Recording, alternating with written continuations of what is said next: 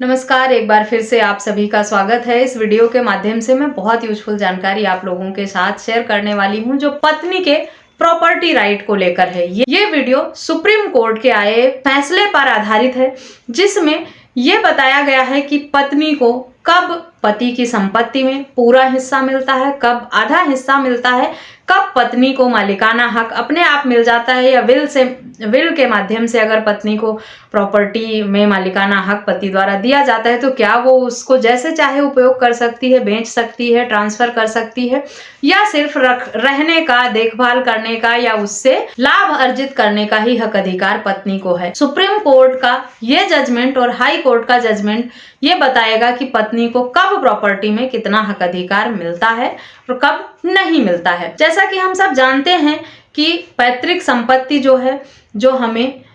हिंदू उत्तराधिकार अधिनियम के माध्यम से मिलती है, ट्रांसफर होती है अपने पूर्वजों से, उसमें महिलाओं को बराबर हक पहले नहीं दिया जाता था, लेकिन कुछ वर्षों पहले सुप्रीम कोर्ट के आए एक जजमेंट ने महिलाओं को भी इस तरह की संपत्ति में बराबर का हक अधिकार देने का फैसला सुनाया। उसके बाद से महिलाएं भी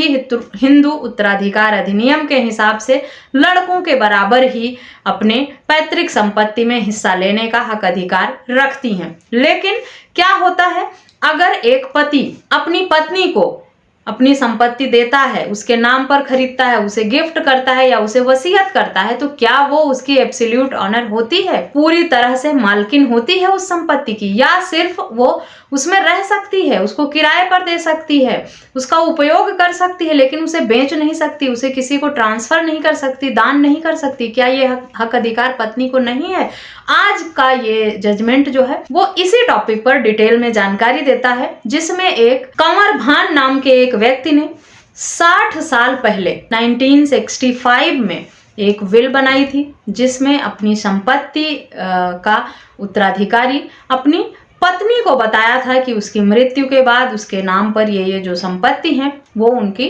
पत्नी के नाम हो जाएंगी,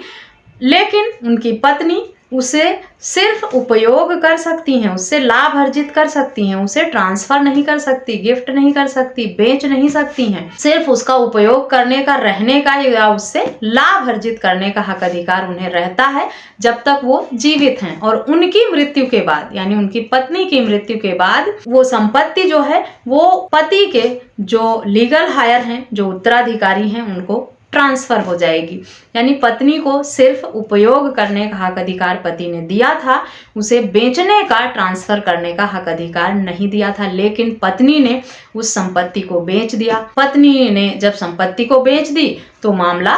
कोर्ट में पहुंचा। चैलेंज किया गया कि पत्नी को विल के माध्यम से इस तरह का हक अधिकार दिया ही नहीं गया था, उन्होंने बेचने का हक अधिकार कैसे ले लिया। लोअर कोर्ट का फैसला पत्नी के हक में ही रहा, क्योंकि लोअर कोर्ट ने कहा कि तुलसमा वर्सेज शेषा रेड्डी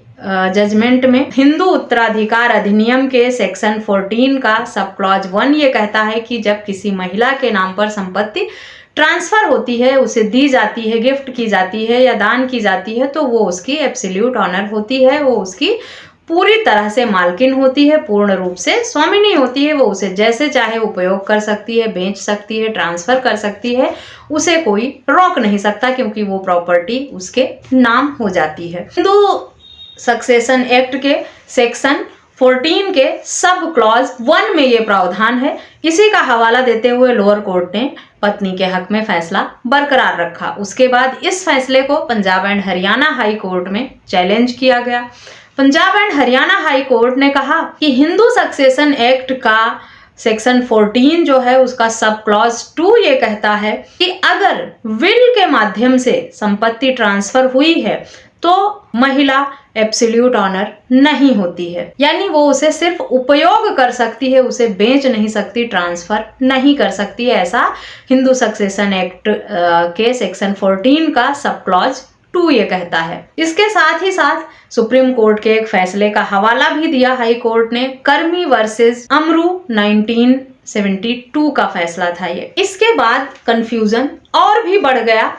फिर मामला सुप्रीम कोर्ट पहुंचा। अब सुप्रीम कोर्ट के सामने ये सवाल था, सुप्रीम कोर्ट ने देखा पिछले कुछ निर्देशों को, फैसलों को उसके बाद पाया कि पिछले 20 जजमेंट ऐसे हैं महिलाओं की संपत्ति में अधिकार को लेकर, जिसमें अलग अलग तरह की टिप्पणी करते हुए सुप्रीम कोर्ट ने फैसले सुनाए हैं। क्योंकि ये फैसला जो है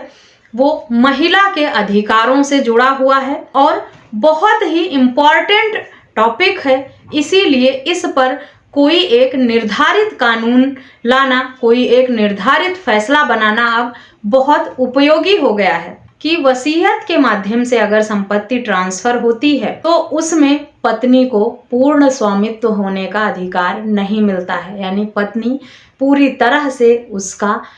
अधिकार नहीं रखती है। वो सिर्फ उससे लाभ अर्जित कर सकती है, रह सकती है, उपयोग कर सकती है, पर उसे बेच नहीं सकती। तो इस तरह से अलग अलग केसों के जजमेंट रहे हैं। कोई सेक्शन में, किसी सेक्शन में कुछ प्रावधान है, किसी सेक्शन में कुछ प्रावधान है, और सुप्रीम कोर्ट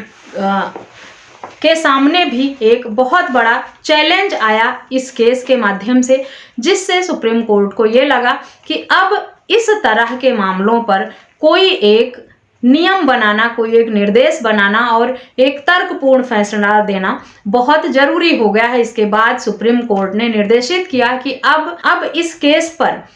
सुप्रीम कोर्ट की एक लार्जर बेंच द्वारा सुनवाई करके फैसला सुनाया जाएगा। फिलहाल अब तक ये 60 साल पुरानी विल का जो फैसला था वो आया नहीं है, सुप्रीम कोर्ट की लार्जर बेंच द्वारा निर्धारित किया जाएगा। फिर देखते हैं कि महिलाओं के संपत्ति के हक अधिकार को लेकर सुप्रीम कोर्ट ने क्या दिशा निर्देश बनाया है, क्या गाइडलाइन बनाई है और किस तरह का आदेश पारित किया है। फिलहाल हिंदू सक्सेशन एक्ट के सेक्शन 14(1) के सब क्लॉज 1 और 2 में जिस तरह से महिलाओं के हक अधिकार को लेकर प्रावधान किया गया है और हाई कोर्ट और सुप्रीम कोर्ट के जो जजमेंट हैं वो इस वीडियो के माध्यम से मैंने बताया है।